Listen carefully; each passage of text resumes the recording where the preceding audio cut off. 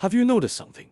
There's a characteristic in all Chinese films and TV shows. Note, this applies to all films and TV shows. The Battle of Muye and the overthrow of King Zhou mark a dividing line. On the right side of this dividing line, from the Western Zhou, through the spring and autumn, warring states, and up to modern times, films and TV shows can feature supernatural phenomena with gods, demons, and ghosts. They can also be made without supernatural beings or creatures, focusing on other kinds of supernatural phenomena. On the left side of this dividing line, only films and TV shows featuring supernatural beings, demons, and ghosts can be made.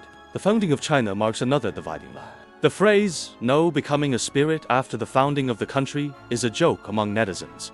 But at its core, it reflects how socialist scientific thought suppressed feudal superstitions. To summarize briefly, Chinese films and TV shows can be divided into 3 sections. 1. The far-right section, where no becoming a spirit is allowed after the founding of the country. 2. The middle section, where there can be ghosts, or gods, or not, and stories can be portrayed by people without supernatural abilities. 3. The far-left section, where without gods and ghosts, no seat at the table applies. If you made a TV show about the Battle of Muye without any fox spirits, ghosts, or supernatural battles, no one would want to watch it. Chinese audiences have already defaulted to the idea that any major historical events from the Zhou Dynasty or Shang must be based on the mythological worldview in Investiture of the Gods and the Battle of Muye. And any films or TV shows about even earlier periods than the Battle of Muye can't be made without involving gods, demons, or ghosts. I think we can conclude that Chinese civilization is more precocious compared to civilizations around the world. After the Battle of Muye and the reforms by the Duke of Zhou, the ancestors of China broke free from spiritual dependence on gods and demons, focusing instead on human governance and political thought. Confucius said, "I follow the ways of the Zhou." This means he adhered to the path of the Duke of Zhou, respectfully distancing himself from matters of gods and spirits. The mandate of the Zhou was to bring renewal, to revolutionize. Who did they overthrow? On the surface, it was the Shang, but in essence, it was the overthrow of the cruel and primitive religious practices of human sacrifice. After the establishment of the Western Zhou, King Wu was not an ideological revolutionary. His thoughts were even more conservative than his father, King Wen's. He was not resolute in dismantling the ideological structure of the Shang dynasty, and was in a state of self-doubt and hesitation. 2 years after King Wu's victory over King Zhou, King Wu passed away. This was his misfortune, but the early maturity of Chinese civilization may not have been a bad thing.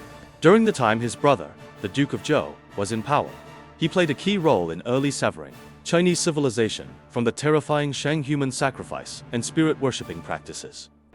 The key battle of the Battle of Muye, where King Wu defeated King Zhou, lasted only 1 day. Afterward, King Wu performed a ritual sacrifice, killing hundreds of Shang nobles.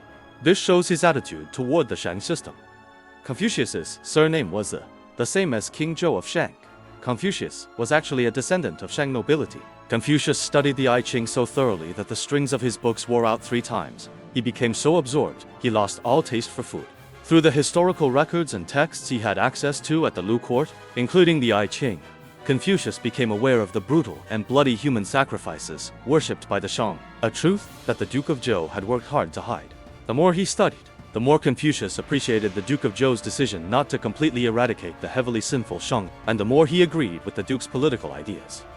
The Ren Confucius spoke of was not the benevolence and virtue understood by later generations, nor was it about being a goody-goody.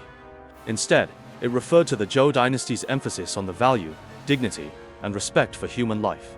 It was a revolutionary shift from the Shang dynasty's trampling of human life, value, and dignity, symbolized by the endless and cruel human sacrifices to entertain the gods. This was a revolution against gods driven by Ren. The Zhou dynasty overthrew the Shang, and their legitimacy to rule came from Ren, as it was humans who ended gods. Of course, by today's standards, the Ren from the Zhou dynasty to the time before the liberation also had a limited regard for human life and value, but it was certainly much better than the Shang dynasty. A large-scale better of the worst game. When Confucius traveled through the states, he advocated for respecting the Zhou rituals, not because he was merely clinging to the past, but because of the background of a time when rituals and music had collapsed. It was to prevent the revival of the human sacrifice rituals after the Shang's decline, which was an advancement for its time. Yes, the great significance of King Wu's victory over King Zhou was that humans ended the rule of gods. After King Wu's victory, the supreme deity Shangdi, worshipped by the Shang dynasty, was downplayed. It was then consciously obscured, with heaven and Shang symbolically merged into one, and broadly represented by the impersonal concept of heaven. In contrast, Europe, having never undergone this ideological transformation, remained trapped in the dark ages of divine rule over human governance for over 1,000 years. Some say that the Chinese are not pious when it comes to religion. In fact, looking back, the Shang dynasty was truly devout in their religion. But the cost of that devotion was terrifying.